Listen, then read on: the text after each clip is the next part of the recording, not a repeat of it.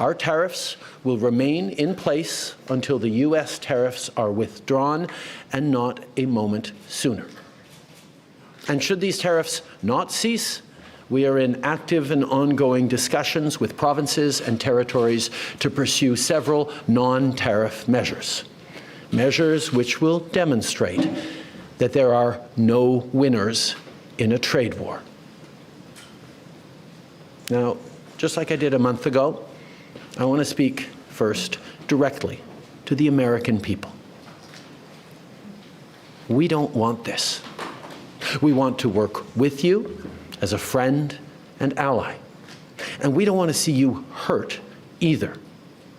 But your government has chosen to do this to you. As of this morning, markets are down, and inflation is set to rise dramatically all across your country. Your government has chosen to put American jobs at risk, at the thousands of workplaces that succeed because of materials from Canada or because of consumers in Canada, or both. They've chosen to raise costs for American consumers on everyday essential items like groceries and gas, on major purchases like cars and homes, and everything in between.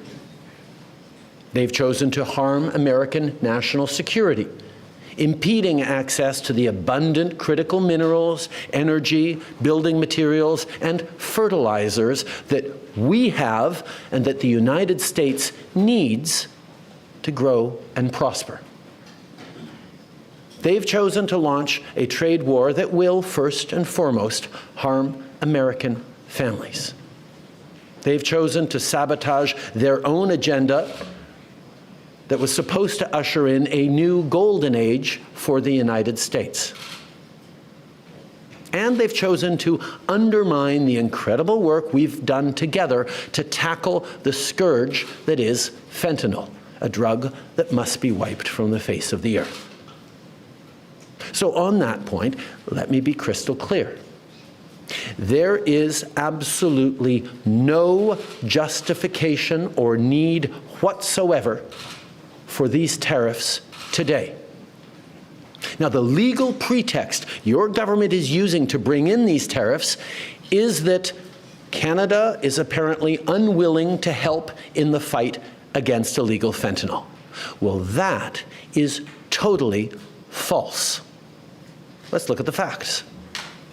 Our border is already safe and secure. Far less than 1% of fentanyl flows and less than 1% of illegal crossings into the United States comes from Canada.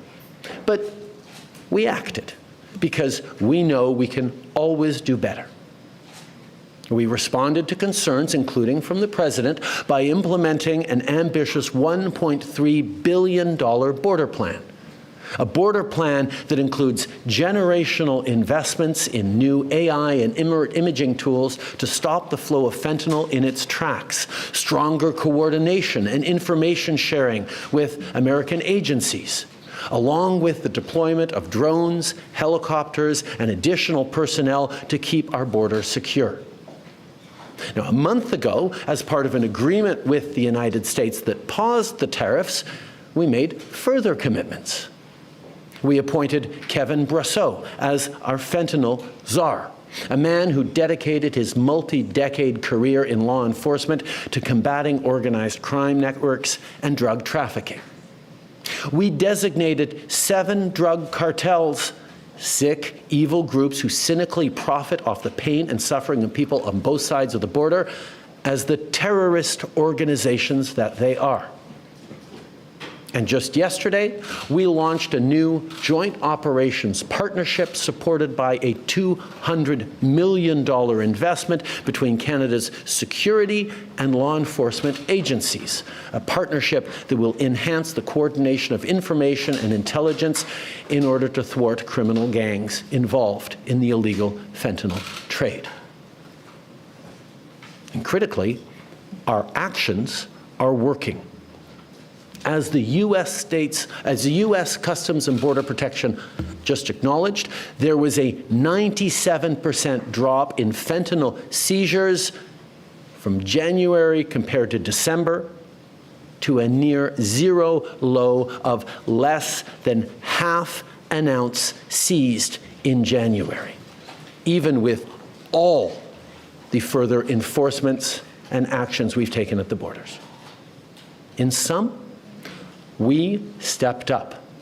We engaged closely and constructively with the President and his administration. We did everything we promised. We stuck to our word. And we did it because we believe in working together to protect our citizens. Now I want to speak directly to one specific American, Donald. In the over 8 years you and I have worked together, we've done big things. We signed a historic deal that has created record jobs and growth in both of our countries. We've done big things together on the world stage, as Canada and the U.S. have done together for decades, for generations.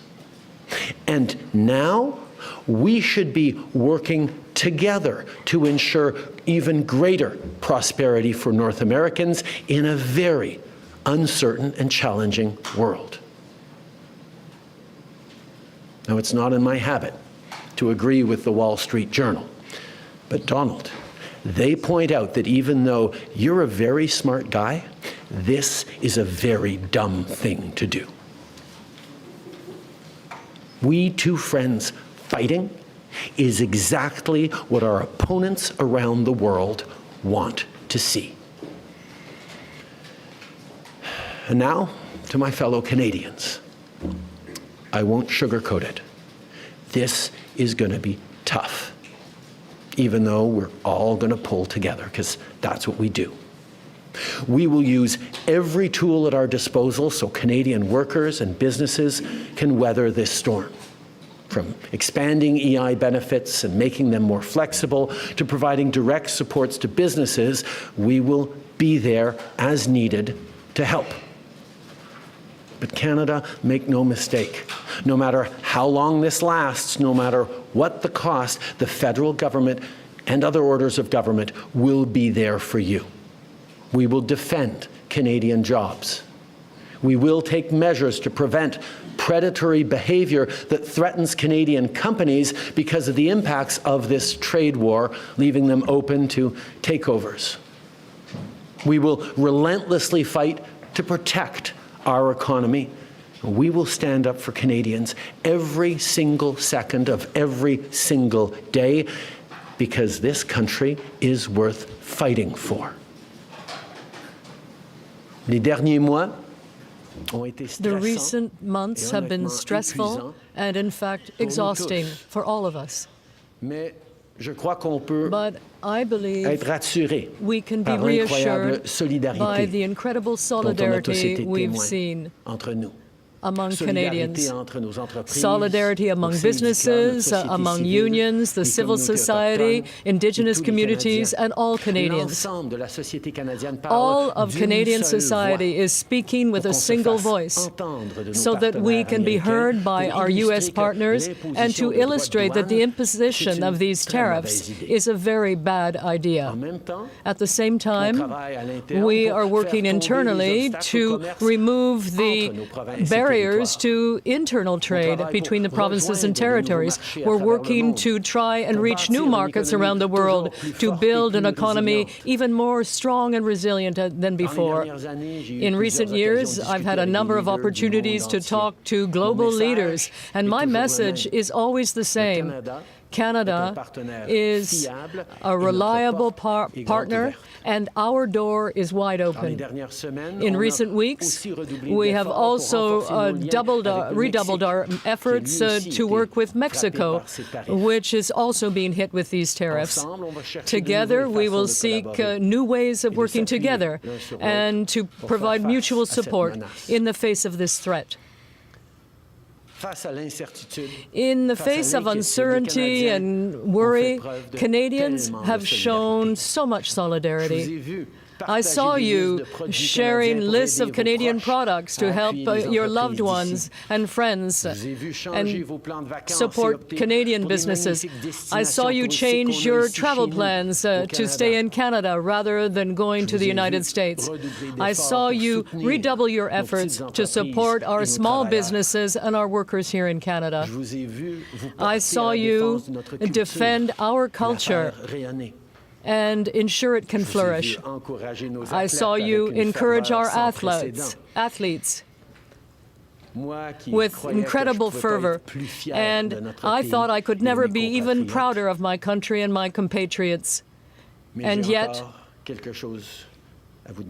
I still have something to ask of you. Do not give up. This is the time to redouble your efforts, to stand up for our country, to do everything we possibly can to choose Canada and defend Canada. Together, we will get through some tough times.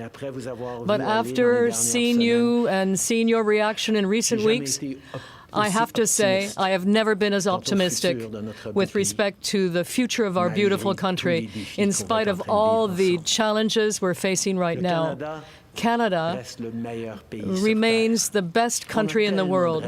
We have so many reasons to be proud of our home, to be proud of our land, but I'm especially proud of our ability to come together when that is required. Canadians of different backgrounds, who speak different languages, have different religions. But, you know, when it comes time to defending our country, we speak with a single voice and walk hand in hand. In spite of all, Canadians will always be relying on each other. Now, we've been through tough spots before.